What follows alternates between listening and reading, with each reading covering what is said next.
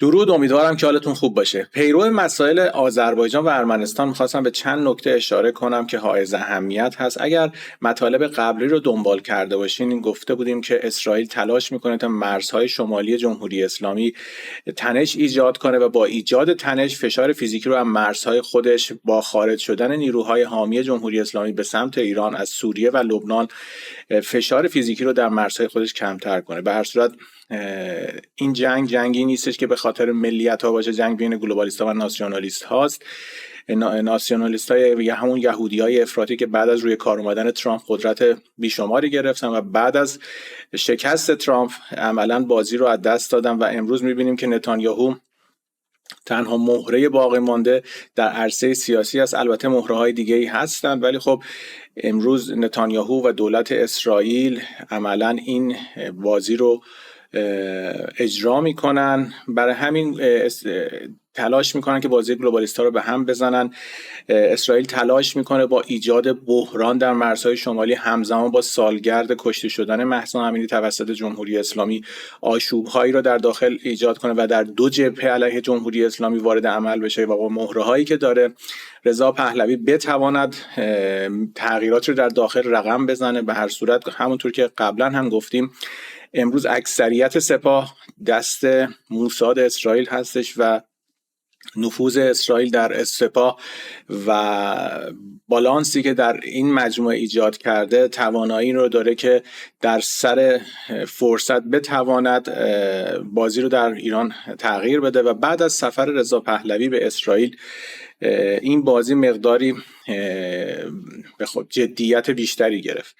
وارد این موضوع نمیشم، برای همین برسون مسائل آذربایجان و ارمنستان رو دنبال کردین. همونطوری که دیدیم با حمایت اسرائیل و ترکیه آذربایجان تلاش کرد نیروهای خودش رو به سمت مرز ارمنستان بکشه و همزمان دیدیم که گلوبالیستا ارتش امریکا رو به ارمنستان فرستادن که در اونجا یک رزمایش مشترک رو با ارتش ارمنستان برگزار کنه و این یک حمایت ضمنی هستش که از برشا گلوبالیستا که نگذارن تفکرات پان ترکیسم که روی صحنه است، همون توهماتی رو که هلالش برای شیعیان و هلال شیعی ایجاد کردن برای پان ترکام امروز ایجاد کردن که بتوانن توران شرقی رو ایجاد کنن. در این رویا هم خواهند موند و مثل شیعیانی که نتوانستن هلال شیعی رو ایجاد کنن و عملا شکست خوردن، توران شرقی هم به عنوان یک ابزار برای جنگ میان ناسیونالیستا و گلوبالیستا به هر صورت این سناریو جلو میره.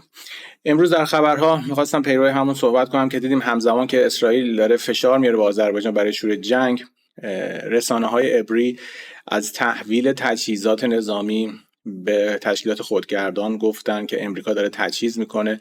همونطور که قبلا هم گفتم، غزه، حماس، حزب الله، جمهوری اسلامی یکی از ابزارهای گلوبالیستا علیه یهودیان افراطی در منطقه هستش و همزمان که اسرائیل داره از اون ور تلاش میکنه بازی گلوبالیستا رو به هم بزنه، این ور هم امریکا تلاش میکنه که فشار رو در مرزهای اسرائیل نگه داره. و خبر بعدی هم که امروز منتشر شد، رزمایش نظامی مقاومت فلسطین در غزه است که این هم یک خط و نشانی هستش. همزمان با اینکه آذربایجان داره نیروهای خودش رو انتقال میده به سمت ارمنستان، از این ور هم گلوبالیستا تلاش میکنن فشار رو بر اسرائیل حفظ کنن. به هر صورت مغز متفکر این روزهای آذربایجان و ترکیه یهودیان افراطی هستند که در لندن و تل‌آویو این برنامه‌ریزی ها رو انجام میدن و گلوبالیستا هم تلاش میکنن که این بازی رو به هم بزنن.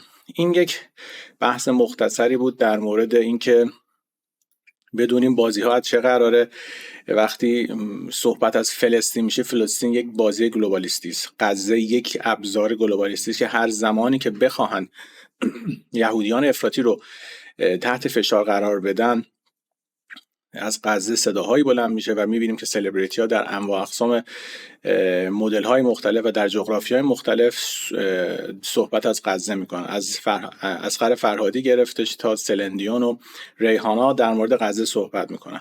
برای همین یک جنگ در سطح کلان هستش و نمونه‌ای هستش که وقتی میبینیم اسرائیل تلاش میکنه مرزهای شمالی جمهوری اسلامی رو که نوچه گلوبالیستاست بر صورت متشنج کنه، در همزمان بشه که با سالگرد قتل مهسا امینی و تبلیغاتی که وزیر اطلاعات اسرائیل کرده برای اینکه دوباره مردم به خیابانها بیایند، میبینیم که فشارها از سمت امریکا هم بیشتر میشه و امروز رسانه‌های عبری از کمک امریکا به فلسطین و مانور جهاد اسلامی در غزه و این مسائل صحبت کردن. این یک بحث کوتاهی بود در این مورد. امیدوارم که حالا مباحث بعدی رو با آمدن خبرها بیشتر تحلیل کنیم، ولی خب یک جنگ کلاسیکی هستش که باید به نقطه عطفش برسیم و این رو بدونیم که جمهوری اسلامی بخشی از جمهوری اسلامی یک نظام حاکم نیست، یک نظام یک دست نیست. چندین لابی امنیتی و اولیگارشی هایی هستن که این نظام رو به هر صورت کنترل میکنن و یک صدایی دارن به نام امیر طاهر که بر اساس منافعشون صحبت میکنه.